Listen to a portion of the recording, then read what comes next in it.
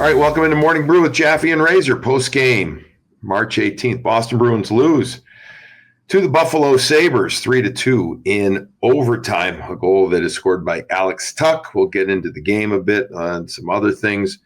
Razor had his unobstructed views. We can talk buffalo wings. People seem to like the radish and onion talk, so maybe we just do more food-related stuff if the Boston Bruins continue to have a hard time. Fazenda Coffee is our lead-in pod sponsor, Razor, and we love having them in that role. Go check out fazendacoffee.com/morningbrew. And if you're wondering how it's spelled, if only because I say it fast, it's Fazenda, fazendacoffee.com/morningbrew. The Morning Brew blend, the Morning Brew hats, the Morning Brew clean canteen mugs.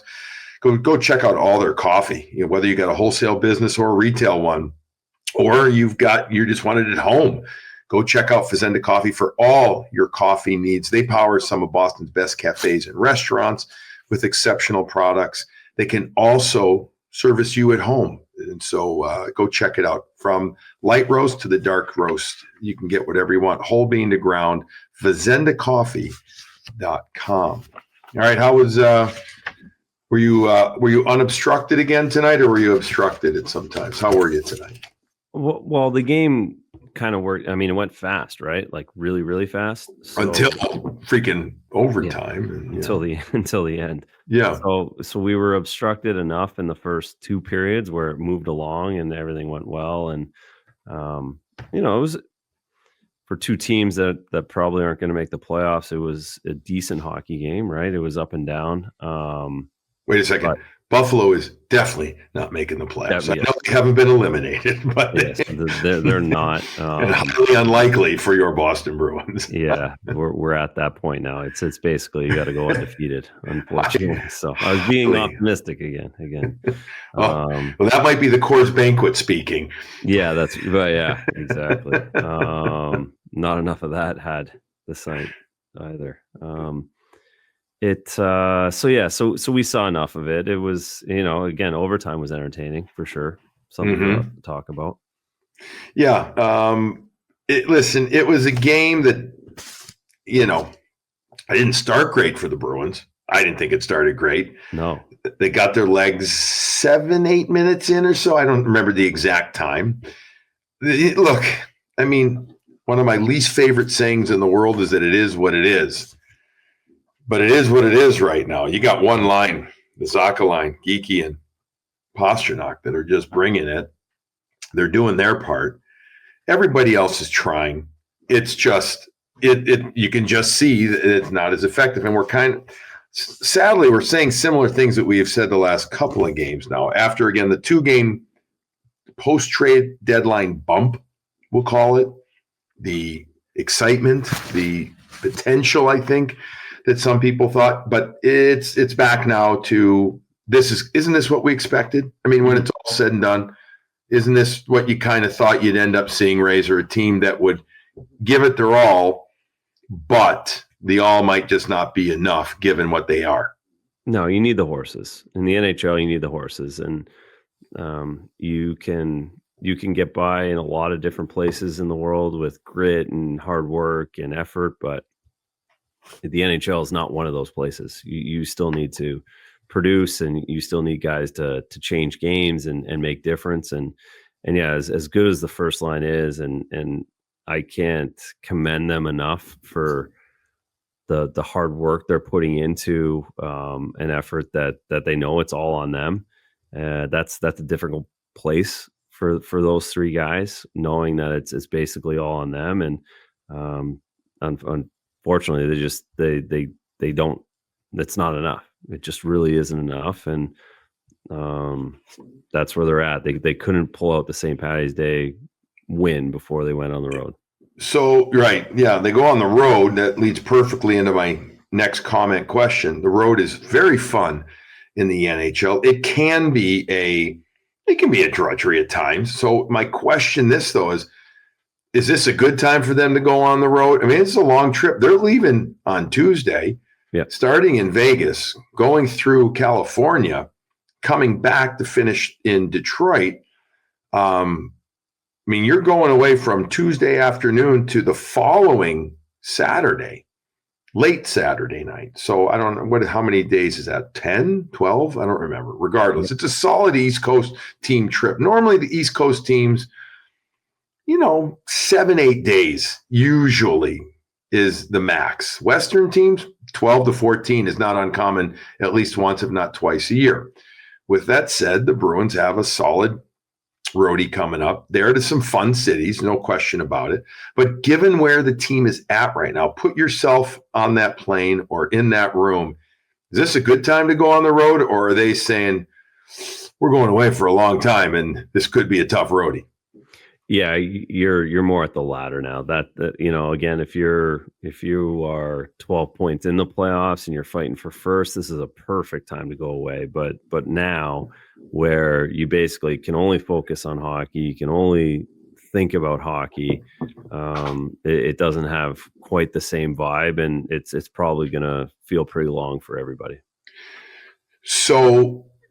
And the coaches, they'll have time off on the road. Don't get me wrong, but the coaches still want to coach. They still feel the need to coach too. And so there's still going to be practices, and you don't want every day off. But, again, if you go out there and when your first game is in Vegas, and that's going to be a tough as heck game. And then you're going through Cali.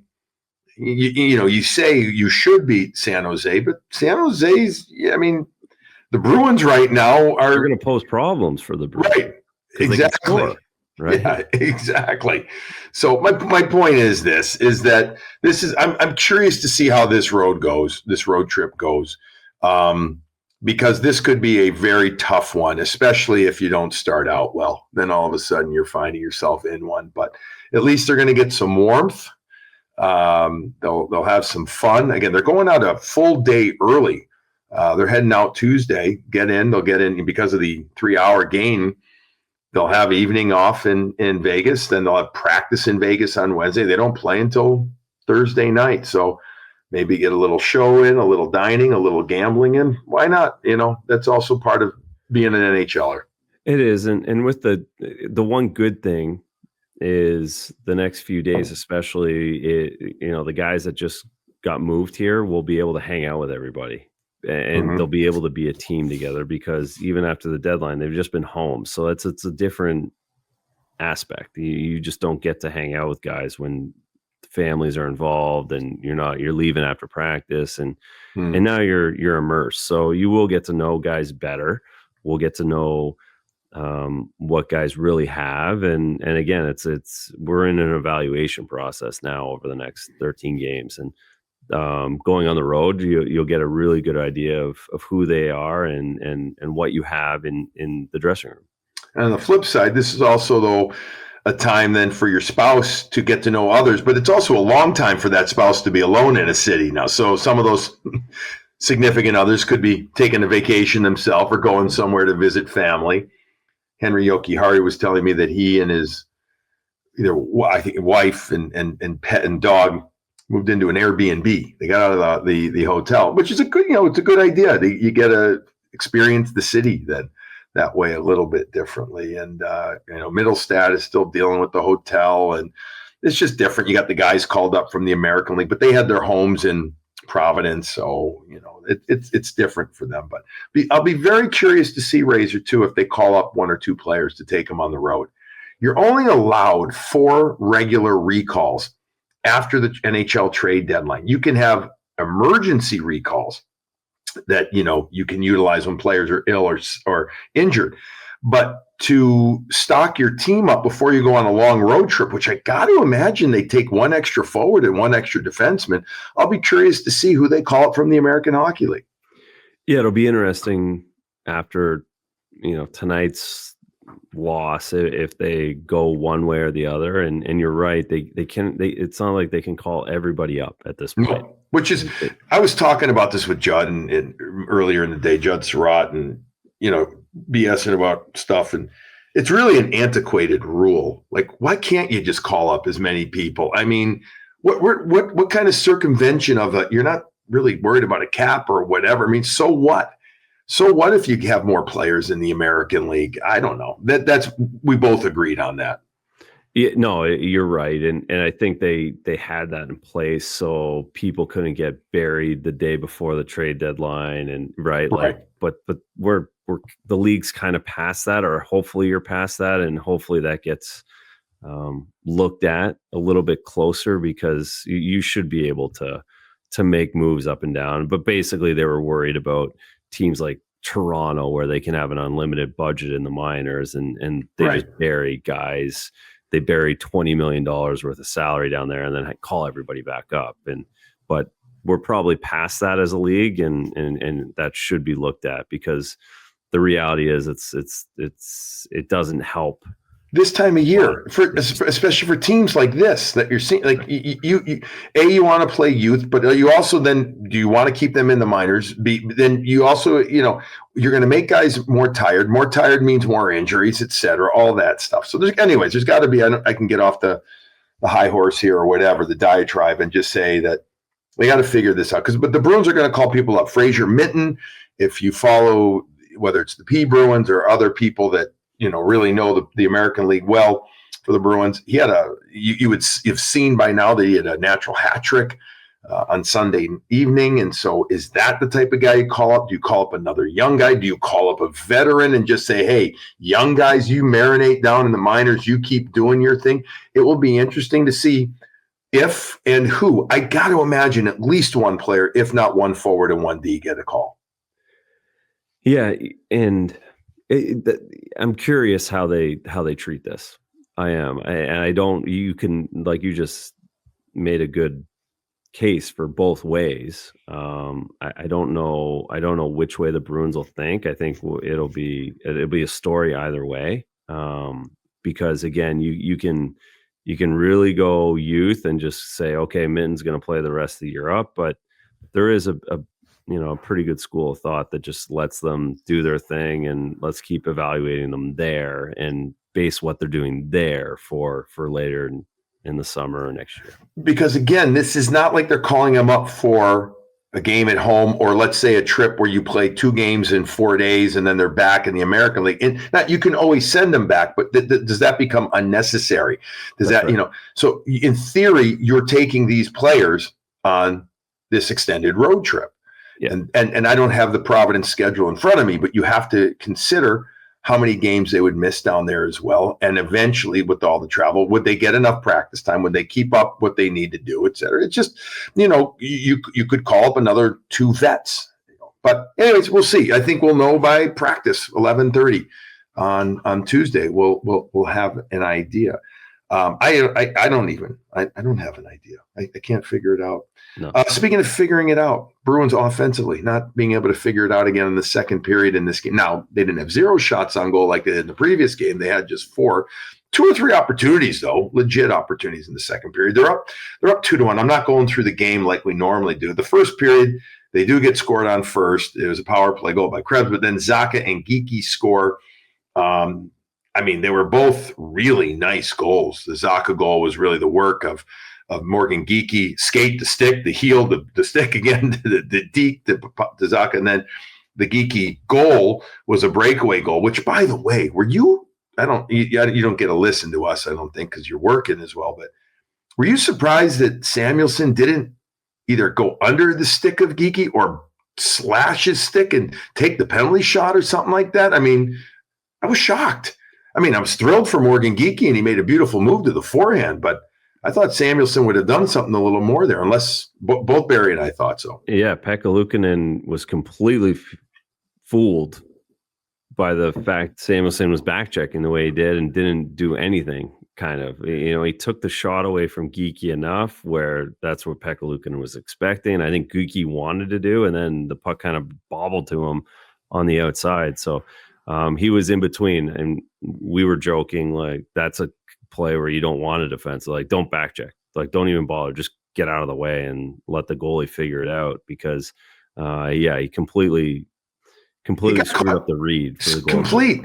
Like, he ends up backchecking with one hand on his stick. I'm thinking he's completely whacking Geekie. That he's just going to take him down, take the penalty shot. Like, put him, so to speak, on the in the spotlight there. But anyways, he doesn't. And Geekie, who gets an assist on the Zacha goal and then gets the Bruins up 2-1. They end up getting 8 shots in the first 7 for Buff. But then we go to the second period. Owen Power ends up getting a goal from McLeod. As good a wrist shot have we seen this year. That puck was in and out of the net so fast. And next thing I know, the puck was like on the half wall on the other side. I'm like, did the puck break? Did some piece of equipment come off or something like that? I couldn't figure it out. And then I saw the goal and it was like, holy smokes. Owen Power, former first round pick from a couple of years ago, is a monster of a man, but defensively, he's still at times, but offensively, he brought it. And in this game, he had 3 points, Razor. He was obviously noticeable. Yeah, he was sneaky 3 points. And again, another seam pass, right? Like just a second period lapse where the shift got long and things started opening up. And yeah, first overall picks are supposed to do that. He hasn't done a lot of it. Right. And you're wondering where he is in his trajectory for Buffalo's sake. But on that play, he showed his talent. All right, so it's 2-2. We go to overtime. There's a call made on Hustadinov after Mason Lowry had an opportunity that I believe it was Alex Tuck that the Bruins felt slashed him significantly. I saw he got slashed mid-body. I didn't think it was in the hands. Did you? Could you tell or no? No, we watched it and there was a push after as well. I honestly, my issue on that was too many men. Like the change that Buffalo pulled off. He pulled coming back. It was about 10 feet. Yeah, that I mean, again, I guess at the exact time of them jumping off the bench, you're like, oh, they're still going to get a 2-on-1, but he got back into the play. Tuck did because he came off the bench and he had a lot of gas to do it. So I would have been more annoyed, and I'm assuming that's what David was complaining about because sorry to interrupt. He said post game. I don't know if you caught it. He was upset that they felt that he was slashed too, and Sacco as well. But no, you're absolutely right about the too many men because I said that's too. It was one of those, using your word, sneaky. It was one of those sneaky good, if you're a Buffalo fan, plays where I don't know the player who was coming off, but Tuck absolutely went to like the other side. He was on the ice while the other guy was still skating off. No question. He was able to get back into the play, and it affected Lowry's decision. He had to go left. Like there's no way he could go right because of the back check, but he probably could have if the back check was a little bit later. And then they missed the puck. Hustadinov misses the puck. It sticks there, and now you're dealing with a 4-on-3. Yeah, and it was a trip, but I would call it if they'd let it go, I could have actually seen it. I could have, because I think Buffalo is still going to regain control of the puck. Yeah. But I will always say this. If it happened against the Bruins, I would have wanted that call. That's right. But anyways, Tuck ends up scoring his 26th goal. Power gets the assist in overtime, 4:49 mark. It was a shot from the left side, slot left. Power waited for Tuck to really present in front. And it also goes off the defenseman, I think it was Yoki Haru, that ends up nicking off him, and then it goes off the stick side or the shaft of Tuck and into the net. And the Bruins lose. Couple of things we're going to run through. We're going to do our sponsors here first, and then we're going to go through this. We already know that the limited offense is because they are who they are. We don't need to talk about that anymore, but we're going to talk about the Zadorov hit on Thompson and the fight. We'll talk about I want to talk a little bit about Casey Middlestat in this game, being a former Bruin. Korpisalo's effort. I thought he battled hard in this game. And then I think that's it. And maybe if you got one or two other things, then you let me know, okay? But it's one of those nights where the synapses aren't firing because I've started to take my Sunset Lake CBD stuff. But before we get to them, we're going to get to Graciano Construction because they serve Boston and the greater Metro West area, and they help build things that are great in your house. They are the contractor that will help make your house feel new and revitalized, or they can actually do a full gut job for you as well. They'll do it all: bathrooms, kitchens, porch projects, full renovation, small renovation, painting, and even garages. There's nothing that Graciano Construction can't do. You got to check them out. Doug Graciano at GracianoConstruction.com or 508-330-7589. Give them a call, get a consultation, discuss what you're looking to do. I've got some friends that have used them as well, Razor, and they've been very, very happy with what they have done. Speaking of very happy, let's go to Sunset Lake CBD, because they make you happy, those products too. You know, they're like I said, they're going to make me happy, and they've got everything that you could really want for whatever you're looking to deal with, or not deal with, but you want to address. First of all, they're offering our listeners a code BREW20 for 20% off your entire order. You go to sunsetlakecbd.com. They got so many different things. They take so much pride in their customer service. They want to talk. They're more than happy to share information that they have. If they've got an issue, they want to know about it, and they will try and help make it right. If you order over $75, Sunset Lake CBD will ship your order for free. Sunset Lake CBD, they grow, harvest, and ship all of its craft CBD products directly from its farm in northern Vermont, straight to your door. Whether you want to relax or you're a little bit, I don't know, whether it's stressed or whatever, they got these different products that make it great. I know RC's been using some. I know you've been using some. They've got these focus gummies, Razor, and these vibe gummies that I like to take at different times during the day. And then they've also, as I've talked about it at length, the sleep stuff. So I've had fun with it, and I can tell a difference. And because of that, it's working for me. And so again, Razor, people can just call over there, talk to them about different things, and try stuff. No, it's great. The stuff's great. It's so natural, easy to take, and they have a process. We hear a lot about process in the NHL. There is a process to this, and taking care of your body and getting better sleep, or getting better days, getting focused, etc. The stuff's real good. So make sure you give them a call. Give them a call. Check them out. SunsetLakeCBD.com. And again, use the code BREW20. I think, folks, you're going to really like it. And they've gotten a bunch of orders from Morning Brew with Jaffe and Razor listeners already.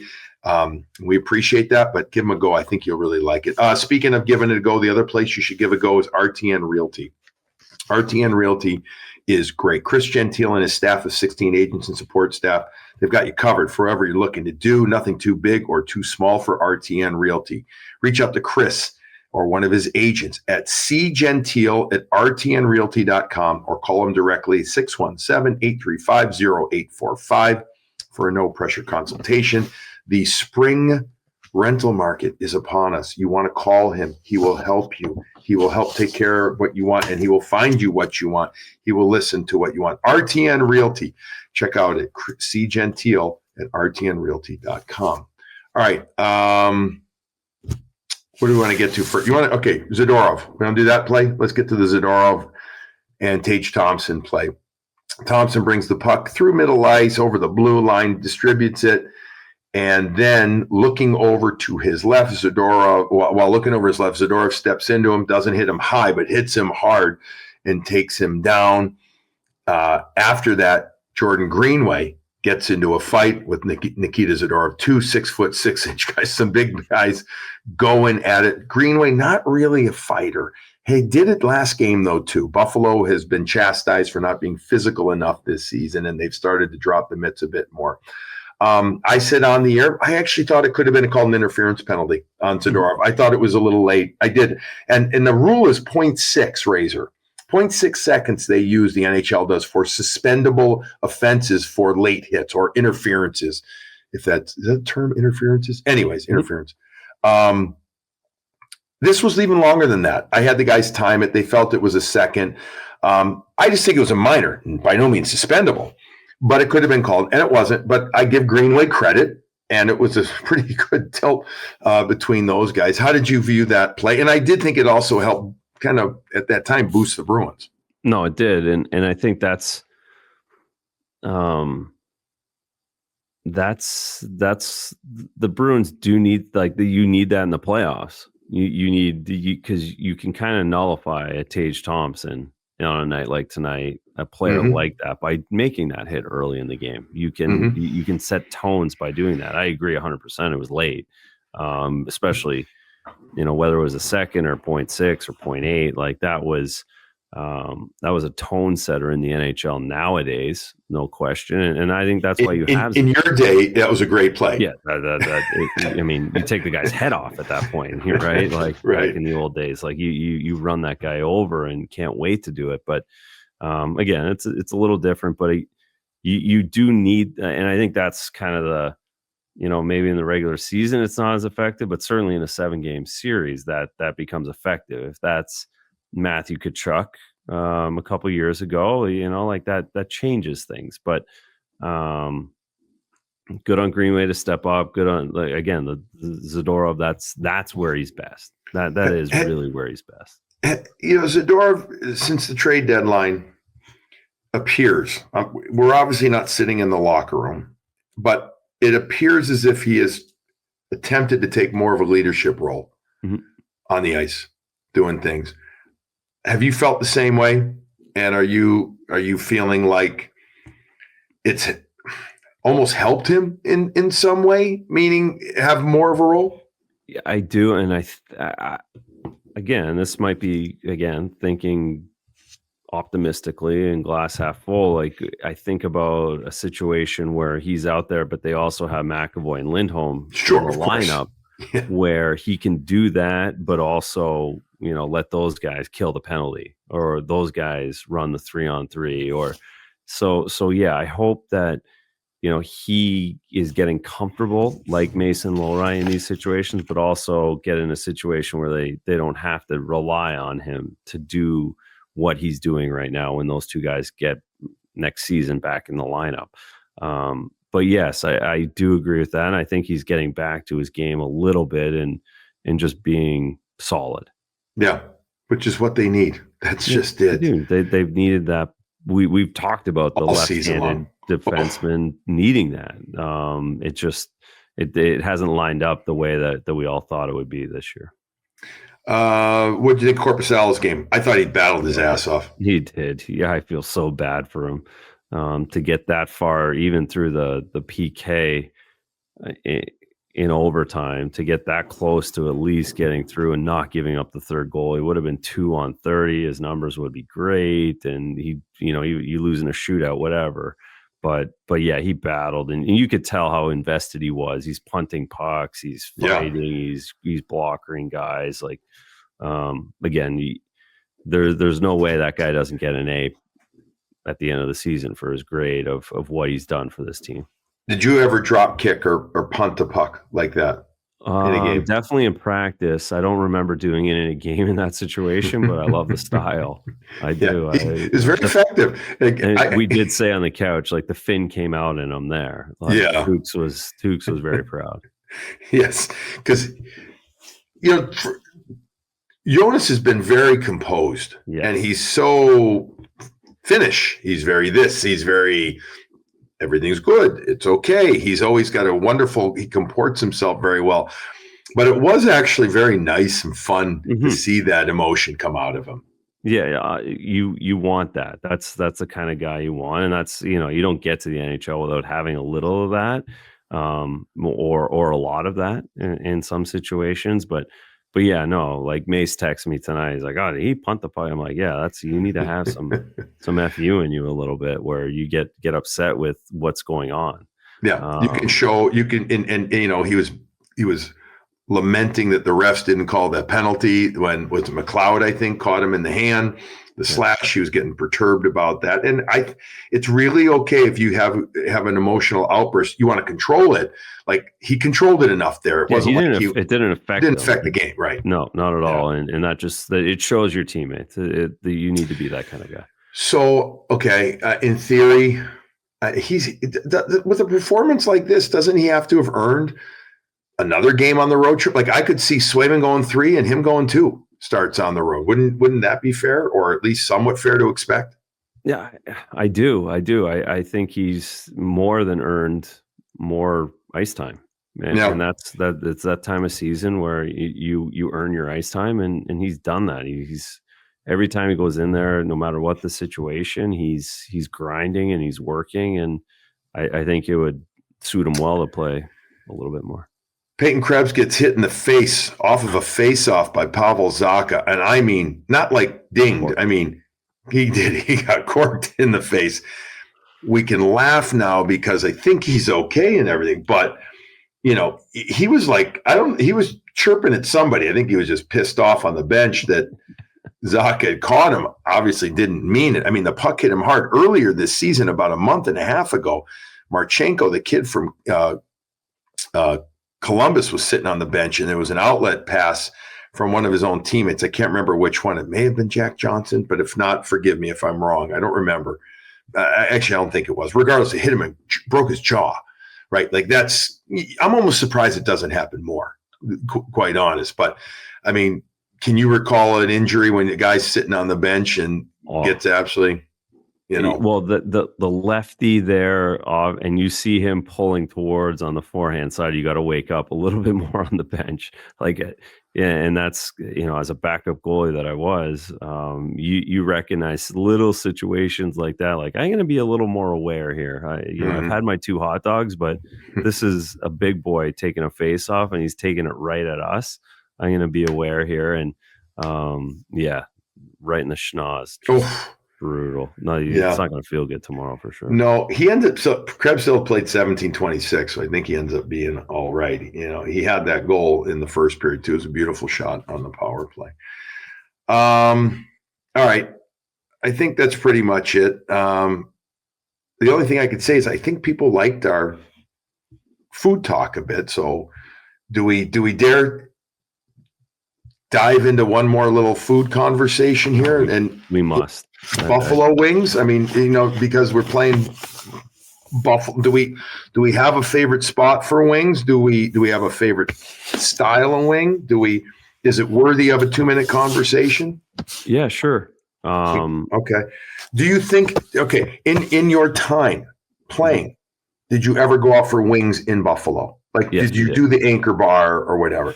Yes. And what were your thoughts on those? No, the Anchor Bar is great. The other thing too was always sneaky. You could get room service buffalo wings in Buffalo, and they'd be better than most other places that you would get them. So you could get back to the hotel early. You could get 6 or 8 wings, in the room late at night. Nobody eats 6 or 8 wings. If you're only eating 6 or 8, come on, you're getting a dozen. For Christ's sake. Well, maybe you get a dozen. You eat 6 of them. How about that? You know what I hate when I go to a restaurant and they say wings, and I think I'm getting a dozen, right? And it's like you end up getting 6. If I ever get small wings, I want to throw them back at somebody, and I am not a violent person. I want big wings. I do. Pterodactyl wings. I want the big wings. I don't need full drumstick, but I want a big wing. Okay, so you like that? Okay, in Buffalo, and they're good. There's I can't remember the name of it. Something Gate in Gabriel's Gate, maybe in Buffalo. The wings were pretty good there. I like Anchor Bar. Do I think they're the end all be all? I'm not a real spicy place now. Yeah, it is a touristy place. Are you just a regular Buffalo style, or do you like some other flavors? No, mild, medium buffalo with a lot of blue cheese is kind of the go-to. Obviously, here in town, you go to Bob's, you get the Parmesan, garlic Parmesan ones. Those, very good. Very good. You can't really trust. It takes a little while to really believe in those on someone else's menu. Like, you need to know the menu to order those. They have sriracha. Do you ever have the garlic sriracha? No, I don't do sriracha ones. You know what? I'm telling you, I didn't either until a little while ago. And I got to tell you something, at Buff's. It's the way to go. Tremendous. Yeah. Tremendous. Yes. I might get. It kind of makes me nervous. It sounds hot to me. It isn't that hot. If you're willing to eat medium, that's fine. Because then you got and I also love, I don't mind honey hot. I like them, in fact, but I like honey barbecue a lot too. But the garlic sriracha ones were really, really, really good. Yeah, I mean, I would like to try. I love wings. I don't know if I'd want to go on a wing tour of Buffalo, but it's been a few years since I've been to They the do Anchor them Bar. better there than anywhere else, right? Yeah, Like I think you so. could go to 5 different places and you're going to get better wings than where you would anywhere else. There's a place in Waltham called Shoppers Oh Cafe. yeah, the chopper. They've got really good Yeah. wings there. Kind of sneaky good wings too. We've ordered that in and the pizzas. We've had that. Pizzas were really good as well too. So, all right, well, folks, if you have a good wing, and I mean good, not like good, I'm talking really good wing place, maybe let us know. And because we are where we are right now, I think we might get a 2-minute foodie section of some talking segment in the show. It is what it is. All right, we got anything else we want to get to? Bergie good and Tuca good. Everybody good there? Everybody fine? You just saw them 2 weeks ago. Yeah, so. It's been a long 10 days for those guys, right? Like it was a lot losing. Brad not being there has affected, in some respects. And what did they say about it? It's just you just want to they don't want to lose what they had. They worked really hard to put this stuff together for a long time, so they really have so much pride, and they have so much pride in what's been done, and we've talked about it. Like Brad is a big deal to everybody. Oh yeah, you've been around Brad for 10 years. It's not flippant. It's a big deal. It really is. And, so they're, they just want everything to work out the way they've worked it the last few years. Interesting to see. Did you happen to catch the social media clip of Don Sweeney announcing the trade? I did see it. Yeah. It felt like, to me, he was just trying to be business-like. I mean, the cameras are there, so he wanted to deliver it. He had to deliver it. And as I said on the Nesson set, it felt to me like he was so matter-of-fact about it, but he was internally, languishing. But it was like ripping the Band-Aid off. Like, I'm just going to say it. I'm just going to do it. And we're going to go with it. There you go. Yeah, it's kind of like your kid gets in trouble at school and you come home and you tell your wife, like, yeah, he did this again. Yeah. And you just want to get it over with, and you don't really want to talk about it anymore. And you make it kind of known that we're not talking about this, but this happened. Right. I thought you hit the nail on the head with that, because that's what it felt. He came in the room, this happened, but no one's asking me about this. No one in this room is asking. Here are the details. Yep.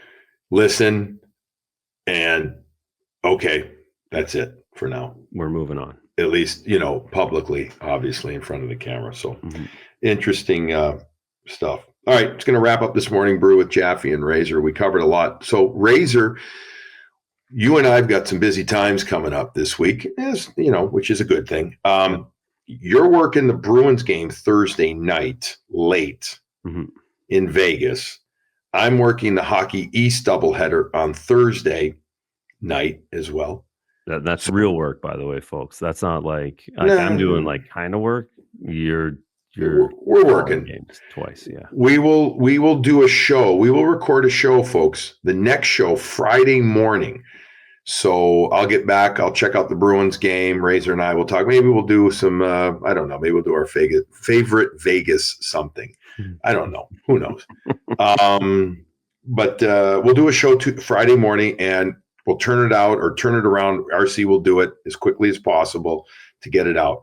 So the schedule's going to be a little different coming up, if only because it's the West Coast. So we will let you know. But for sure, Friday morning, the plan is to record the next morning brew with Jaffe and Razor. Bruins lose this night 3-2 in overtime. That's it. I got nothing else witty to say. I'm tired. It's time to go to bed. The gummies have kicked in. Everybody enjoy your gummies, but also, hey, you know what? Really enjoy your coffee.